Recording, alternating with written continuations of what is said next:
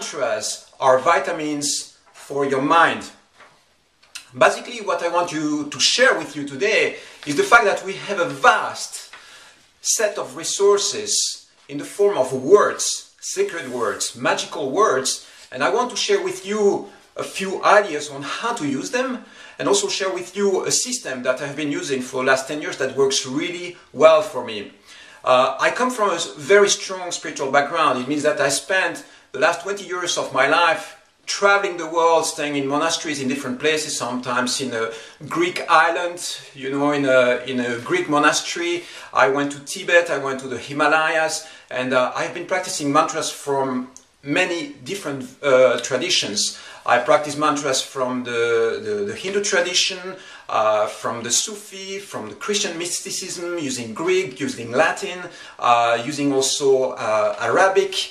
I have been using mantras from Kabbalah, you know, diving a lot into the Kabbalistic system as well. So I have a very profound experience in that level, practicing these kind of things for many, many years. Now, what I want to share with you is the fact that mantras, which are simply sacred formulas, right? They are words or sentences that you can use to focus your mind on a certain quality. This is a very, very powerful method to recreate your mind, basically to reshape your existence according to what you want. What I want to tell you is that a word is not just a word. If you think about the word love, for instance, right? Imagine that you have it in front of you. The word love is not just a set of letters on a piece of paper. The word love is a code.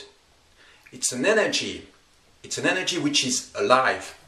And as soon as you look at the word love, it triggers a set of biochemical reactions in your brain, in your body. It means that it activates a certain aspect or certain parts of your neuronet, a certain combination of links, a certain experience that is going to generate a set of biochemical reactions in your body and in your brain.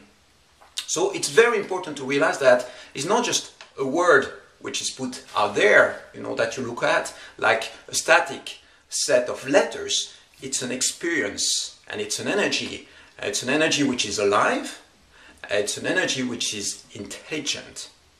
And this is the case for every single word that we have in any language. Whether the words are spiritual or not, it's always the same. A word is a code. It's an access code to generate a certain experience inside of us. So some words are very common, right?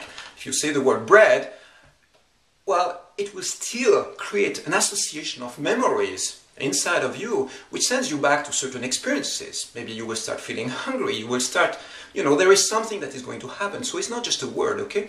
So when we go into traditions, you know, like the Hindu tradition, and we start using mantras out of the Sanskrit tradition, out of the Sanskrit language, well, Sanskrit takes you back to a time in space where these codes were generated. So a word in Sanskrit will have a certain power, and this certain power sends you back to spiritual qualities, very specific life force spiritual qualities that we have inside of us.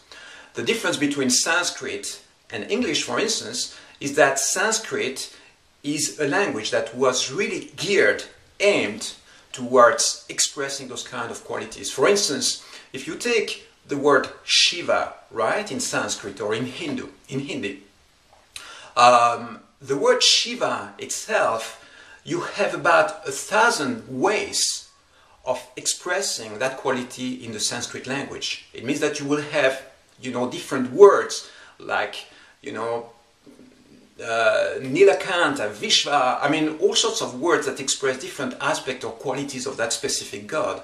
So when you go back to the English language and you say the same, you try to express the same thing in English, you have a very limited set of possibilities. You will say God, you will say the absolute, the cosmic dancer, and this is about it. It's not like the concepts are alive in English language. Why?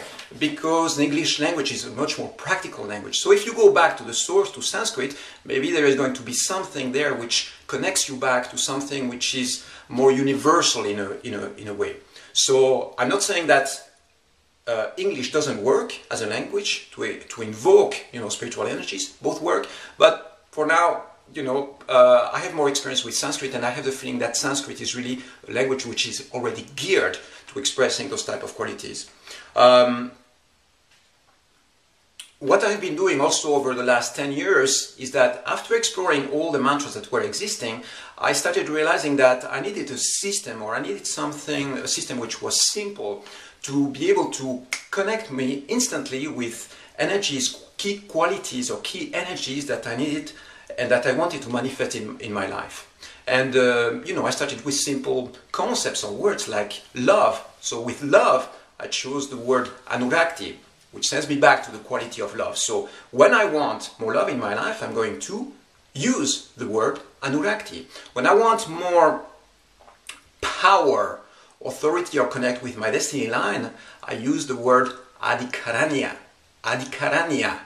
And this word connects me with my destiny line. What does it do inside of me? It's basically opening a channel, an open channel in my life that first inspires me to take action in the right direction, but also removes obstacles. So I use that word adhikaranya a lot, probably, I write it in the morning, I write it in the evening, and eventually it becomes an energy which is alive inside of me. So I have like about 12 key concepts that I use all the time, which invoke different types of energy that I need in my life. So far, it's not something that I have been transmitting in a wide range. Why? Because it's not a system which is which is out there. I designed it myself and I started using it for myself. And then I have been still testing, seeing how it was working and what are the ways to ground it, to anchor it inside of my mind. So now it's more or less ready. So you can go back to the site and check a link which is called, which is at vitalcoaching.com/lifepowers.htm. I repeat, vitalcoaching.com/lifepowers.htm. Life powers is just in one word. I did put like 5, 6 for now. I'm going to keep on adding more as I, develop, write them in Sanskrit as well. And this is a powerful system that allows you to basically recreate your mind, reshape your mind according to what you want, and basically have a system that allows you to invoke the key qualities that you need at a given time. So I'm going to give you an example of how this works with this word in particular, adhikaranya.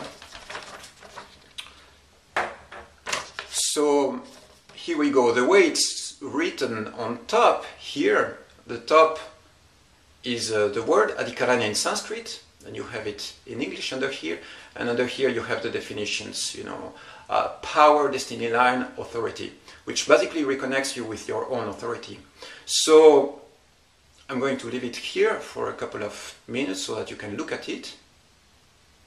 And what I encourage you to do is learn to write that word in Sanskrit. And once you know how to write it, then start using it. So what you can do is when you wake up in the morning, you write it a few times. And this will reconnect you with a sense of understanding about what you want to achieve in that day. And reconnects you with your destiny line. This will be the first word. And you can write it a few times in the morning and a few times in the evening before you go to sleep. Okay, so now this is the first mantra. There are many more, and if you have certain quality that you would like to manifest in your life, simply post it in the comments and ask me for the mantra that would fit that. Right now, I didn't come yet across a situation where I didn't have the right mantra for a given, a given energy or need or desire. So I encourage you to go for it, try it out, and post in the comments to share your experience with that. There's much more to say on that, but I'll leave it for now. Take care for now.